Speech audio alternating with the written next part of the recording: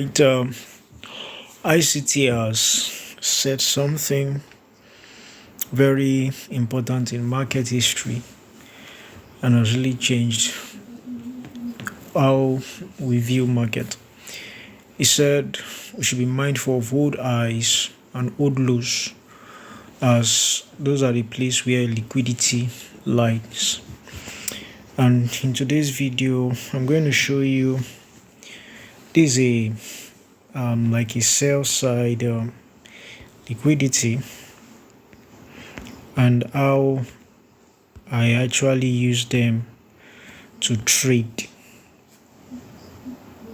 Do you understand? I want to show you how I use it to trade. Very important. Let's make it center, and I want it to be at the middle. So something like this. Now, this is a weekly time frame. I love seeing this kind of things on a weekly time frame. Just as interesting and very interesting. If you see this kind of setup on a weekly time frame, you could trade it for a whole week. And in this case, this market even went more than a whole week. Yes, it went more than a whole week. So using this area of liquidity, market entered into the sell side liquidity, which is an old low. So this happened on a weekly time frame. So a tip for you, whenever you're checking the weekly time frame, one of the things you want to be considering that could help you internalize price is take note of old lows. They are very important.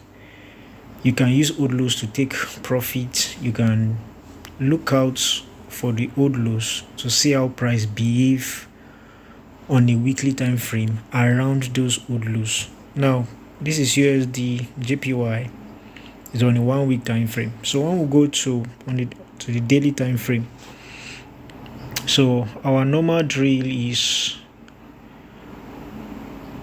after the old low has been reached, is there any opposing fair value gap? I think there is. Yes, I think there is. So that was the sell side liquidity. Price entered into it and reject upward. So on this is a daily fair value gap.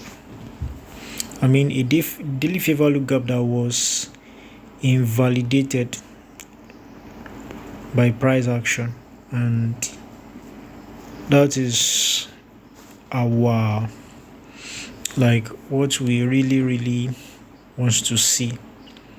We want to see after a sell side liquidity has been triggered, has been entered into, we want to see if the opposing fair value gap will be invalidated. And once that is done, we want to prepare ourselves to buy or to sell, as the case may be. But then this is a daily time frame. We may not want to take trade on this daily time frame. And meanwhile, let's check the 4 hours time frame. Let's see if there is any fair value gap that could help us to enter trade there on a 4-hour time frame. So going to 4 hours time frame. Now going to 4 hours time frame here. What do we have here? On this 4-hour time frame, we could see several inversion fair value gap. But the one I want to really draw our attention to, let me show us. Now after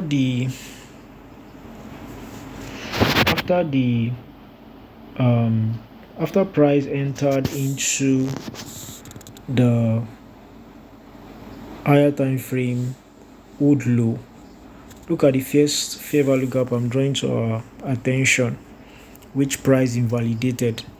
And of course you will see how after price have invalidated it, you saw how price entered into it again at this point, at this very point.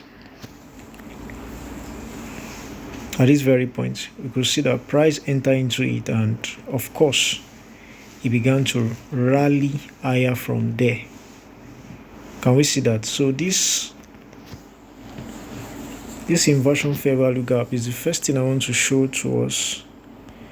This inversion fair value gap. The first thing I want to show to us, you can see that after price hit it, price retrace into it again and then begin to drive higher. Now, the second one I want to draw our attention to, which is higher up, is this one actually here. If you look to your left here, you can see this fair value gap. Can you see? In fact, price closed beyond it here and here. Then it retraced again into this area of the inversion fair value gap here. And of course, you can see that there's a fair value gap here. So seeing inversion fair value gap on the left and then here on the right, another fair value gap. Of course, price entered into it up to the midpoint of this fair value gap here. And the rest is history. You just begin to see higher prices up,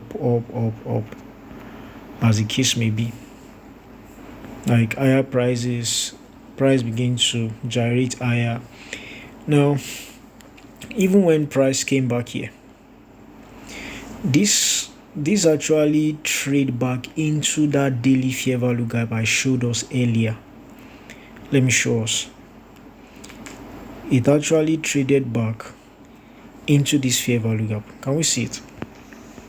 Can you see it here? This fair value gap here, this daily fair value gap, price actually came back into it, retested it, and then you can see that it begins to what?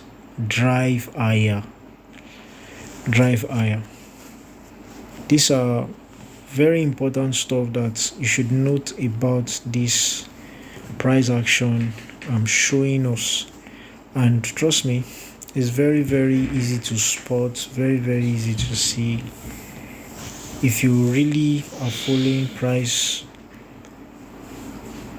you will see that this thing is very, very interesting. So price came back, entered into it, and then continue that way. You can see that it's a very, very interesting stuff. So old low, you want to be finding old low, a very important old low at weekly time frame, especially the ones you see that form like a swing.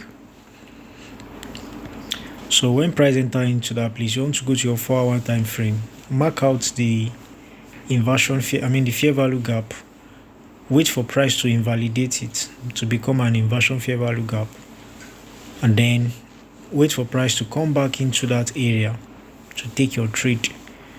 That's one of the things I've been showing us here, and we can see, of course, price drives higher and higher and higher.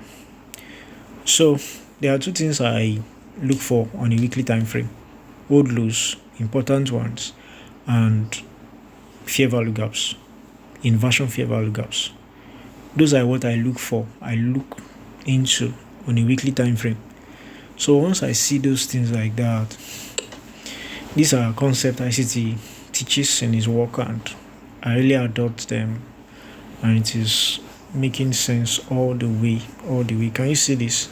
So we can see from the weekly time frame, I showed us a sell side liquidity. After the sell side liquidity, I came to the daily to show us a fair value gap that price formed, which was later revisited by price before taking off finally. I also went down to the 4 hours to show you a very close range fair value gap that was invalidated.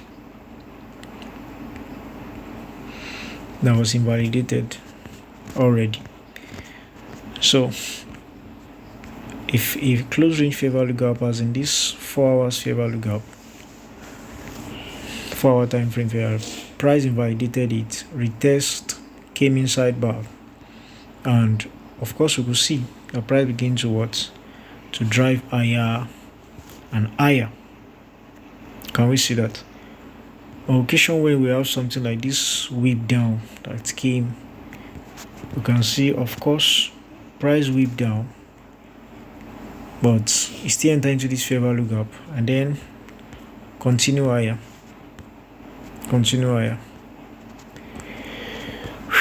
So this is how I use it, and I've been showing us not one, not twice. It's there in the marketplace. It works, and I've said it does not happen in the chart every week. No, it doesn't happen every, but if you have a lot of markets you are following, maybe 4 or 5 that you are following, check them. This kind of setup can happen once on each of them, and if you have this kind of trade that you can hold for a long time, maybe within Tuesday and Thursday or Friday or the Monday of the next week that you're looking ahead to, that's a whole lot that we want to take advantage of. So this is it.